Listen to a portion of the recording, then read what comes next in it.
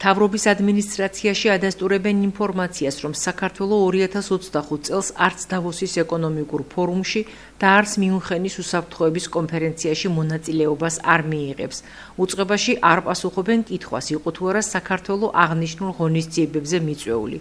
ინფორმაციისთვის, შვეიცარიის საკურორტო ქალაქ დავოსში ყოველწლიური მსოფლიო ეკონომიკური ფორუმი მიმდინარე წლის 20-24 იანვარს უნდა გაიმართოს. წლევანდელი მთავარი თემა იქნება თანამშრომლობა ინტელექტუალური ეპოქისთვის.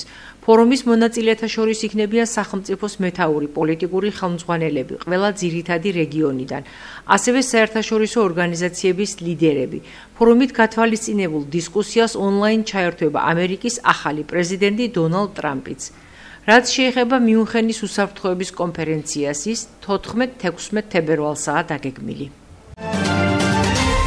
კულტურის სამინისტრომ ზესტაფონის უშანგი ჩხეიძის სახელობის პროფესიულ სახელმწიფო დრამატულ თეატრს სცენის განათების აპარატურა გადასცა. აპარატის ღირებულება 106,000 ლარია. ზესტაფონის თეატრს კულტურის სამინისტროსგან ასევე გადაეცემა გახმოვანების სისტემაც. აღსანიშნავია, რომ კულტურის სამინისტროს მხარდაჭერით 2025 წელს დაიწყება თეატრის რეაბილიტაცია. ინფორმაციისთვის, საქართველოს კულტურის სამინისტრო წლის ბოლომდე 16 სახელმწიფო თეატრისა და საქართველოს შოთა რუსთაველის სახელობის თეატრისა და კინოს სახელმწიფო უნივერსიტეტის სცენის განათებისა და გახმოვანების სისტემებსაც განაახლებს. ინფორმაციას კულტურის სამინისტრო აქვეყნებს. ამ ყველაფერს რა თქმა უნდა არ ველოდოთ. მოლოდინები ყველას გვაქვს სხვას თუ ისე შეჯიბრებაში ნებისმიერი სპორტსმენი მოგებისთვის იბრძვის. და მოგებისურვილი დიდია. თუმცა როცა შეხედავ აი ამ ხელა დონის ტურნირს, თუნდაც საქართველოში კონკურენცია ყოველთვის არის. და ზუსტად მან გამარჯვებას აქვს რომ და როდესაც შეხედავ ამ ხელა კონკურენციას, იქ იტესტება ასე რომ ვთქვათ, იქ გამოჩნდება შენი თავდაჯერება, შენი შრომა და მხოლოდ ამის იმედზე თუ შეიძლება რომ იყო. იმიტომ რომ დანარჩენი რა თქმა უნდა ღმერთის იმედზეც. თუმცა ჭადრაკშიც მით უმეტეს გამართლებაც, მაგრამ უბრალოდ ცხოვრისა შრომა. ემოციებს რაც შეეხება, მაქსიმალურად ვცდილობდი რომ აი თამაშის დროს ეს მოჭადრაკეებმა კარგად ვიცით რომ ემოციები არ უნდა აჩვენო, იმიტომ რომ თუ ემოციებს აჩვენებ, ფაქტიურად შენ კარტებს ხსნი. და მთავარია სტაბილურობა, ანუ შენარჩუნება ობიექტურობის, დაფაზეც, ისე როგორც პიროვნულად და სანამ ყველაფერი არ იყო დამთავრებული, ასე რომ ვთქვათ, მანამდე არც ქონდა მნიშვნელობა თუ დაიჯერებთ, ანუ მოგებას, წაგებას, ასპარეზს, მაინც ასპარეზობაში გადის და რაც შეეხება იმას, აი როცა ყველაფერი დასრულდა, რა თქმა უნდა, ძალიან გახარებული ვიყავი. რაღაც მომენტში აი რო არ დაიჯერებ, მსგავსი რო აი 20-მაც შეიძლება ახდეს. ჩემ შემთხვევაში, იმიტომ რომ ჩემ კარიერაში ჯერჯერობით ყველაზე დიდი მიღწევა ესა. საკმაოდ სერიოზული ტურნირი არის.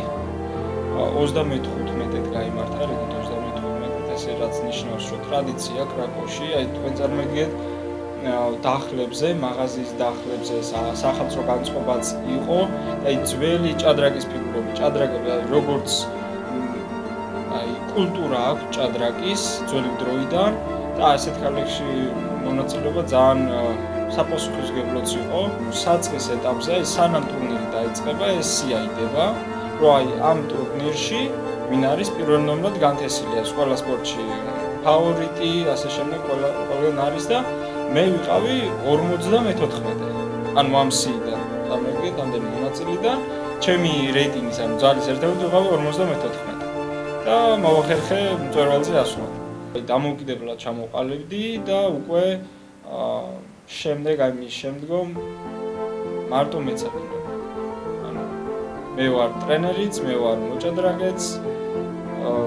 ახლა რაც უკვე მასწავლებლის ტრენერის სტატუსი ავიღე ტრენერიც და ყველაფერი ერთდროულად. ჩემი აზრით ეს უცხო არ არის, აი საქართველოშიც ჩემი აზრით პროფესიონალი არის, არ შეიძლება მხოლოდ ერთი რაღაც ესმოდეს.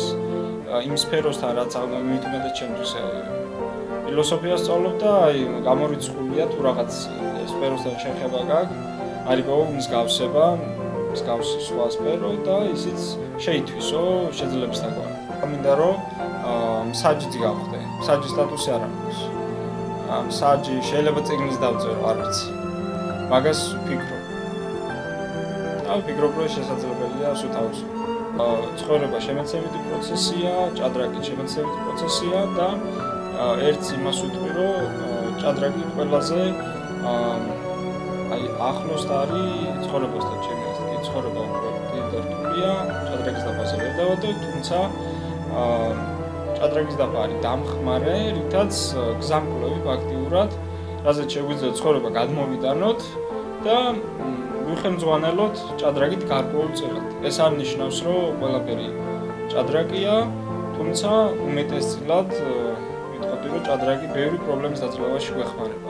გამოწვევა, მოდი გამოწვევათ პრობლემა, ევროპული ტერმინი და კიდევ გზავნილი იქნება, რომ დაკავდნენ აქტიური სპორტი. ჭადრაკიც აქტიური სპორტია, ჩემი აზრით, ურჩევ, რომ ითამაშონ ბევრი ჭადრაკი, გაიგონ მეტი საკუთარ თავზე, გამოხატონ საკუთარი თავი, ისწავლონ საკუთარ შეცდომებზე და ყველაზე მთავარი მიეჩვიონ ნაბიჯის გადადგმას, იმიტომ რომ ისე არაფერი არ მოხდება. მიიღონ, აიღონ საკუთარ თავზე პასუხისმგებლობა და გადადგა ნაბიჯი. საფეხბურთო კლუბ ზესტაფონის კომაგები კლუბის მხარდასაჭერა დავით აბაშიძის სახელობის სტადიონზე შეიკრიბნენ და ამ ეტაპზე მის წინაშე არსებულ ყველაზე დიდ გამოწვევაზე ფინანსურ მხარეზე იმსჯელეს. ამბობენ, რომ ამ მიმართულებით შექმნილია არასახარბიელო მდგომარეობა, რაც კლუბის არსებობას საფრთხეს უქმნის.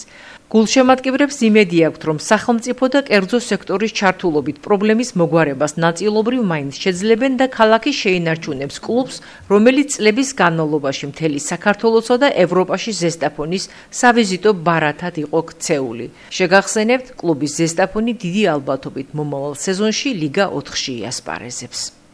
საფეხბურთო კლუბ ზესტაფონის გულშემატკივრები შეიკრიბნენ დავით აბაშიძის სახელობის სტადიონზე. ამ შეკრების მიზანს წარმოადგენდა ერთადერთი რამ, რომ საფეხბურთო კლუბი ზესტაფონი, რომელიც დიდი ალბათობით იასპარეზებს მომავალ სეზონში რანგით მეოთხე ლიგაში, არის ძალიან დიდი გამოწვევების წინაშე, არის კლუბში ფინანსური სირთულეები, გულშემატკივრებს უნდათ, რომ ზესტაფონი გადარჩეს და რაც მთავარია, ზესტაფონმა გააგრძელოს ასპარეზობა საშინაო კედლებში.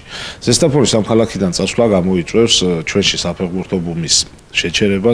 მოგეხსენებათ, მთელ ქვეყანაში საფეხბურთო ბუმია ისევე როგორც ჩვენ ქალაქში ეროვნული ნაკრების წარმატებიდან გამომდინარე და ეს პროცესი არამც არ უნდა შეჩერდეს. გულშემატკივრებმა იმსჯელეს შექმნილი ვითარების შესახებ და აღნიშნეს ერთი რამ, რომ ნებისმიერ ფასად უნდა შევძლოთ და მოვახერხოთ ის, რომ ზესტაფონმა ითამაშოს ზესტაფონში და იყოს არგარიშგასწევი კლუბი.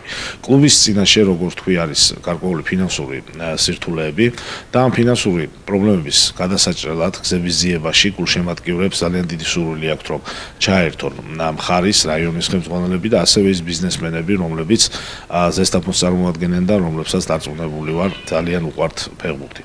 გასაგებია, ზესტაფონი კერძო კლუბია, მაგრამ ის ცდება, ვთქვათ, მხოლოდ ერთი კერძო კლუბის სტატუსს ამ ქალაქისთვის ის წლების განმავლობაში წარმოადგენს სავიზიტო ბარათს, როგორც საქართველოში, ისე მთელ ევროპაში და გულშემატკივრებმა გამოთქვეს ღვარწმენა იმისი, რომ რეგიონის რაიონის ხელმძღვანელობა ძალიან გულთან ახლოს მიიტანს.